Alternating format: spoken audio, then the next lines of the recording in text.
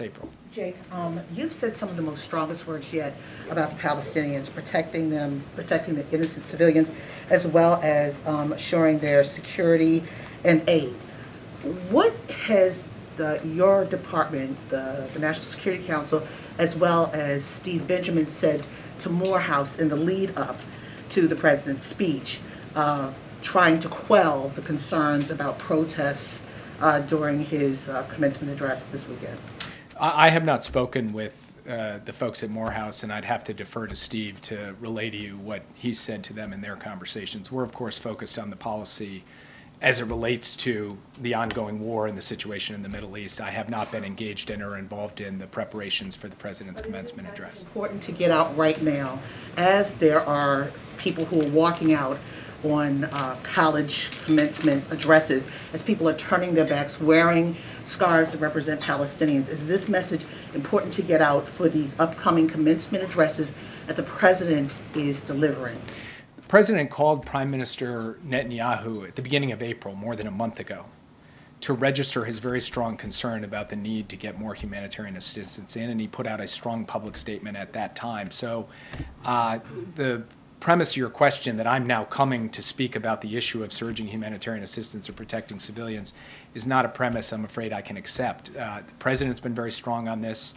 Secretary Blinken has been strong on it, and not just in what they say, but in the work that we are doing with Israel, with Egypt, with the United Nations, and frankly, through our own activities, including airdrops and the work to get this pier in place to begin to surge humanitarian assistance in by sea. And when it comes to the issue of civilian harm and the question of trying to do everything possible to reduce the amount of civilian harm on the Strip, this is something the president has spoken to quite actively over a sustained period of time as well, and is directly engaged with the Israelis on too. There are people who are protesting the president's appearance at Morehouse because of the Palestinian issue. What do you say to those people directly? I would say, please read the remarks that I just gave to this room today, because I think it tries to lay out. It's not a flip. I'm not being flip. I'm telling you, April, straight up. What I've just laid down here today encapsulates the president's position on something that is both simple and complex.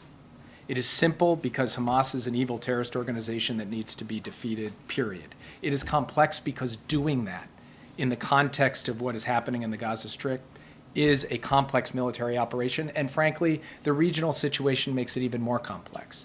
And people of good faith have very strong views on this issue. And we will engage with people across the, across the board of folks who have come to this with their own perspective, their own worldview, and all we can do is tell them, how do we see it? Where do we stand? And what I've tried to lay out for you, step by step, is where we stand on a set of issues that raise questions of policy, of course, but are also deeply human. They're deeply human for the hostage families.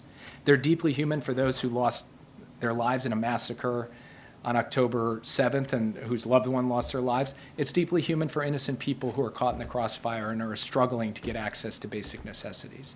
And we're going to keep speaking to that as we go forward and continue to follow what we believe is in the best interests and reflective of the values of this country.